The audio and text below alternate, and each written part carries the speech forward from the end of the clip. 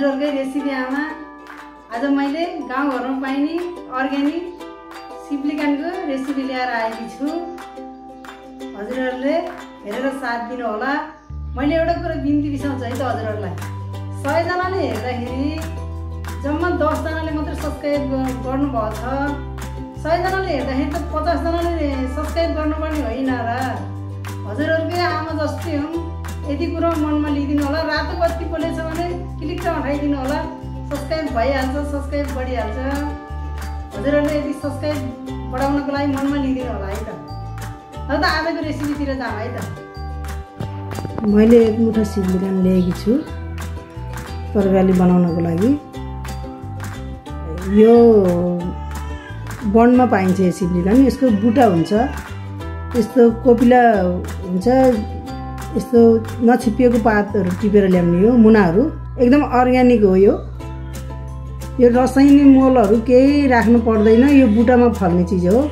यो अलि दिन टिपिएन भने फेरि एकदम पत्ताएर गइहाल्छ, पात छिपिएर जान्छ। कलिलैमा टिपेर खाने हो। यतिकै अचार बनाएर खान नि मिल्छ। अचार बनाएर खाँदा एकदम तितो हुन्छ। कसैले मन पराउनुहुन्छ, कसैले मन पराउनुहुन्न।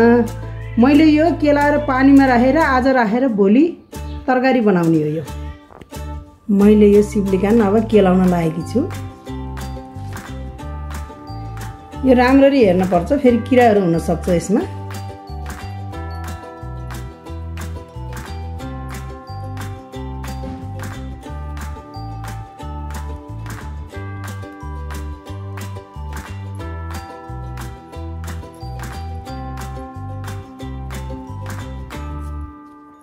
हाम्रो गाउँमा त यो आफ्नै बारीमा थियो, बारीको छेउमा थियो बुटा। एकदम सफा हुन्छ यो बुटा, माथि टिपेको केही फोहोर पनि हुँदैन, राम्रो सफा हुन्छ। मैले राम्ररी हेरेँ। यो किरा कस्मिलाहरू हुन्छ, यसमा किराहरू हुनसक्छ, हरियो हरियो किराहरू हुन्छ। त्यही भएर राम्रो सेकुन्ट पात गरेर हेर्नुपर्छ। मैले भिजाउनको लागि यो भाँचे यस्तो मलहरू युज गरेको तरकारी भन्दा यो तरकारी एकदमै राम्रो हुन्छ खानलाई। यस्तो अर्ग्यानिक चिजहरू, यस्तो अर्ग्यानिक तरकारी खानको लागि स्वास्थ्यको लागि राम्रो हुन्छ। एकदम स्वास्थ्यकर हुन्छ, राम्रो हुन्छ। यस्तो मुना मुना पाउने भने अझ एकदम मिठो हुन्छ। भाँचेर केलाएर भ्याएँ। यति यसको भाँचे डाँठहरू मैले यसलाई भिजाउन लाएँ। आज मैले 4 बजीतिर भिजाएँ। भोलि मैले बिहान 6-7 बजे बनाएर तरकारी बनाएर हजुरहरूलाई देखाउने छु। यसरी भिजाएर गरियो भने कति तितो हुँदैन। यो यतिकै पकाइयो भने हामीले एकदम तितो हुन्छ।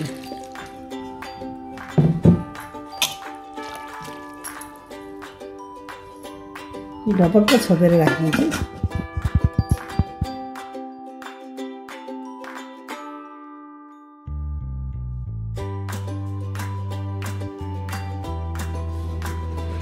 मैले यो सिप्लिगान हिजो भिजाएको एकदम राग आएको छ।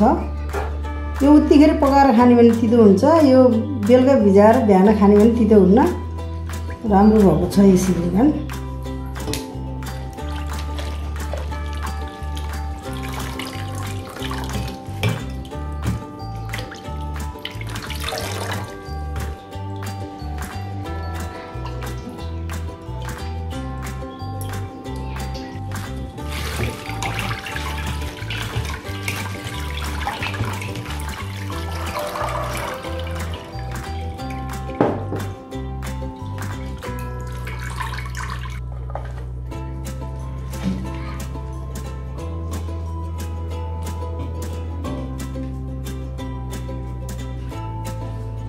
यो एक मुठा सिप्लिगान हो। हिजो हजुरहरूलाई मैले देखाइसकेँ। यो आज हिजो भिजाएर आज निकालेर धोएर सफा गरेर यहाँ प्लेटमा राखेको छु। यो 2टा गेडा आलु हो। यो एउटा गेडा टमाटर हो। यो 5 पुरान, यो रातो खुर्सानी, यो अदुवा लसुन मैले खलमा थिचेर राखेको। अनि एउटा गेडा प्याज मसिनो गरेर काटेको। यो बेसार, यो नुन, यो धुलो खुर्सानी, अनि यो जिरा धनियाको पाउडर। यो गरम मसला हो। यो मासुमा पो राख्छन्, जेमा पनि राख्ने किन होला आमाले भन्ने ठान्नु होला। यो जडीबुटी मसला हो, यसले स्वाद पनि बढाउँछ। सिप्लिगानको तरकारी बनाउन मैले ग्यास अन गरेर तेल राखेकी छु। तेल तातिसकेको छ। मैले सुरुमा 5 फुरन फुराएँ।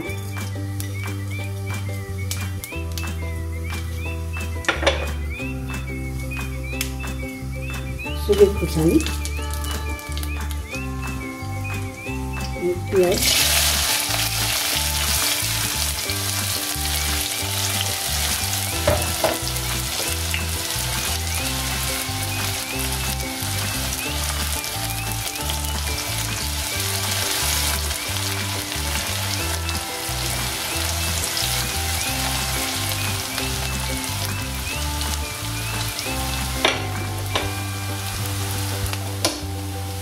एकछिन मैले प्याज फुराएँ। अब मैले लसुन अदुवाको पालो थिचेर राखेको लसुनहरू पनि हालेँ।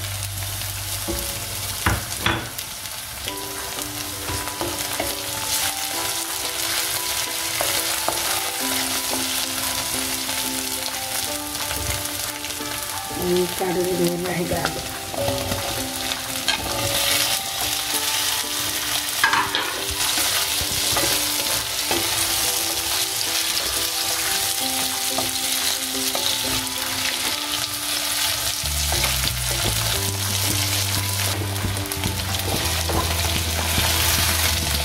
आलुलाई राम्रो रातो हुनेसँग गरेर भुट्नुपर्छ। मिठो स्वाद आउँछ आलु राम्रोसँग भुटियो भने।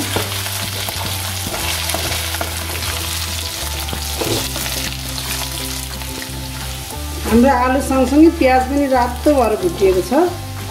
अब मैले सिप्लिगान राखेर मजाले भुट्ने।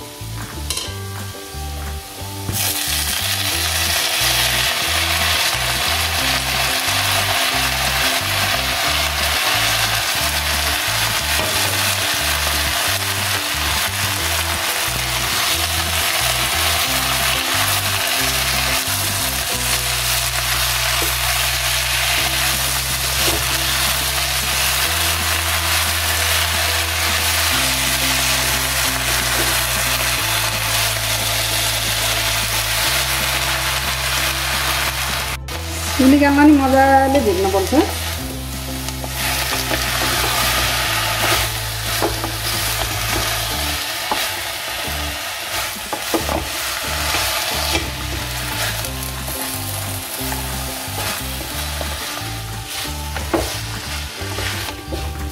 मैले करिब 4-5 मिनट सिप्लिगान भुटेपछि मैले अब टमाटर राख्दैछु।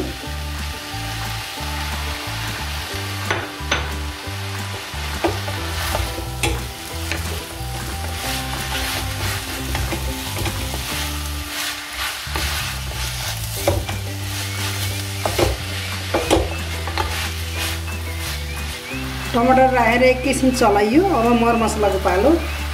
सुरुमा बेसार,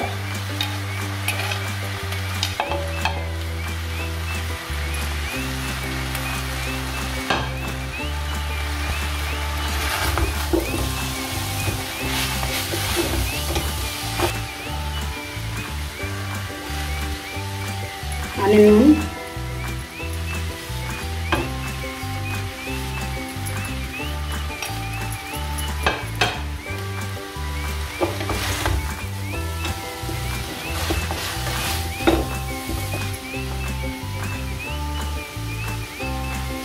यो जिरा धनियाको पाउडर,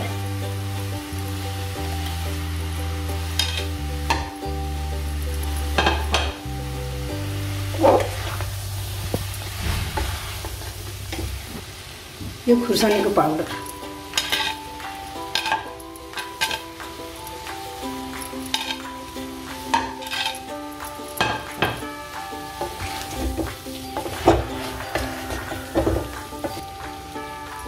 यो मेरो स्पेशल गरम मसला,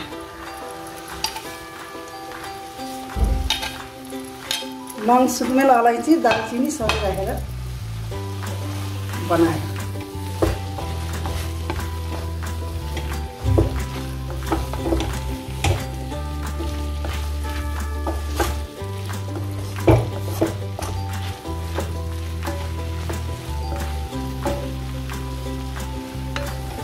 सबै मरमसला सबै राखेर एकछिन मैले भुटेँ।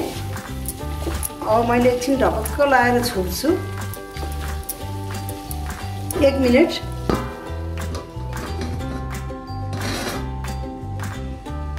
मैले एकछिन छोपेर पकाएँ। सिप्लिगानबाट निक्लेको पानी र गोलबेडाबाट निक्लेको पानीले एकछिन पाक्यो।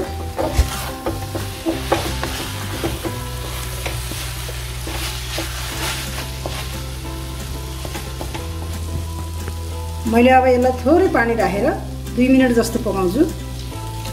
यति पानी राखे पुग्छ।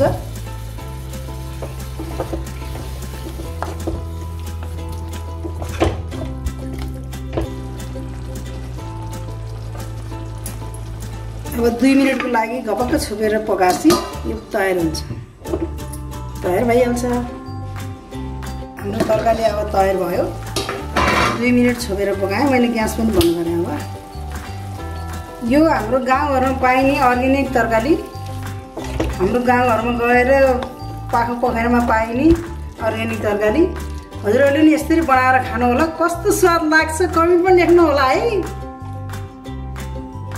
हाम्रो सिप्लिगानको तरकारी रेडी भयो। अब कचौरामा राखौँ है त।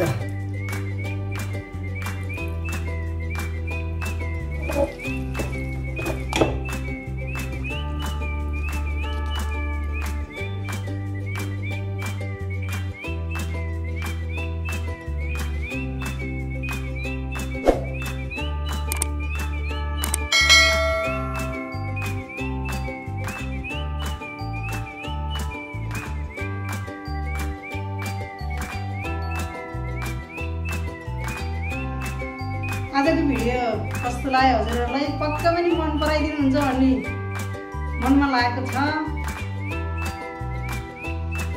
मन पर्यो भने लाइक, शेयर, कमेन्ट, सब्सक्राइब नगरे भए सब्सक्राइब गर्नु होला है।